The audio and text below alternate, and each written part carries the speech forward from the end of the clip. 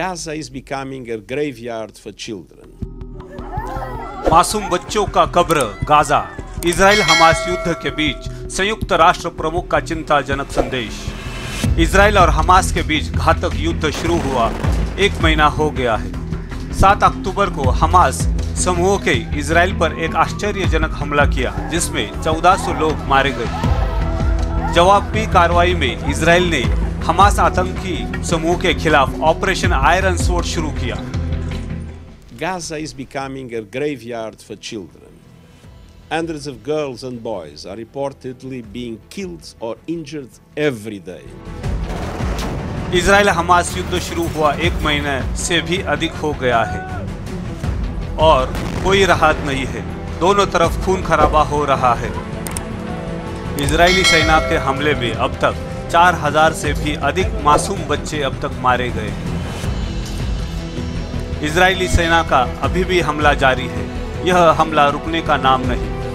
इसमें कुल मिला के अब तक 10,000 से भी ज़्यादा लोगों की जान यहाँ पे जा चुकी है।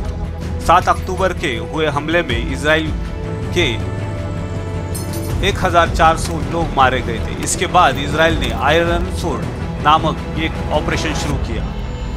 इजराइल हमास युद्ध को शुरू हुए 1 महीने से भी अधिक हो गया है और कोई राहत नहीं है। दोनों तरफ खून खराबा हो रहा है।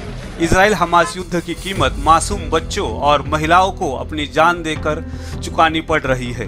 तथाकथित शीर्ष राष्ट्र ने प्रतीक्षा करो और देखो की नीति अपना ली है। कोई भी युद्ध के विरुद्ध कड़ा रुख नहीं अपना रहा है। 7 अक्टूबर के हमले के बाद इजराइल ने गाजा पट्टी पर शासन करने वाले हमास का सफाया करने की कसम खाई। फिलिस्तीनी संस्था मंत्रालय ने कहा है कि गाजा में अब तक 10,000 से भी ज़्यादा लोग मारे गए हैं। 4,000 से भी अधिक बच्चे, 2,600 महिलाएं शामिल हैं। यूनाइटेड नेशंस के चीफ इन्होंने इस युद्ध के ऊपर अपनी चिंता व्यक्त की है। Gaza is becoming a graveyard for children. Hundreds of girls and boys are reportedly being killed or injured every day. More journalists have reportedly been killed over a 4-week period than in any conflict in at least 3 decades. More United Nations aid workers have been killed than in any comparable period in the history of our organization. We must act now to find a way out of this brutal, awful, agonizing dead end of destruction.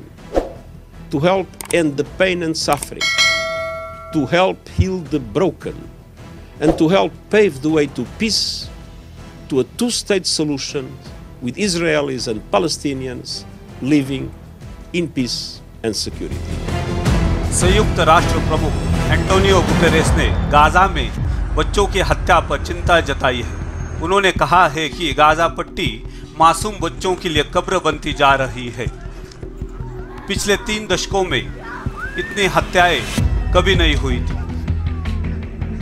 3 हफ्तों के भीतर जितने जाने गई है उतने कभी भी पिछले 3 दशकों में नहीं हुआ है।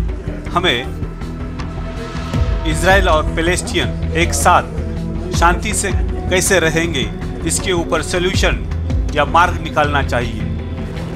इजरायली सेना के अभी भी हमास के नाम से अभी भी घातक हमले जारी है। इसमें कई लोगों के जान जाने की भी संभावना है। This is a process. Israel's raised important questions about how humanitarian pauses would work. We've got to answer those questions. We're working on exactly that. In fact, we agreed that our teams would get together, and they're doing just that, including today, to work through the specifics, the practicalities of these pauses. Second, it's important that the pause advance a number of things. One of them is hostages. We are intensely focused, the United States, Israel, every other country that has one of its citizens being held hostage by Hamas, to bring them home. Israel Hamas के बीच युद्ध विराम कहीं नजर नहीं आ रहा है क्योंकि Israeli army ने हमास के ऊपर अपने तीव्र हमले जारी रखे हैं। इजराइल हमास युद्ध की लेटेस्ट अपडेट्स पाने के लिए इस चैनल को सब्सक्राइब कीजिए, लाइक कीजिए और शेयर कीजिए।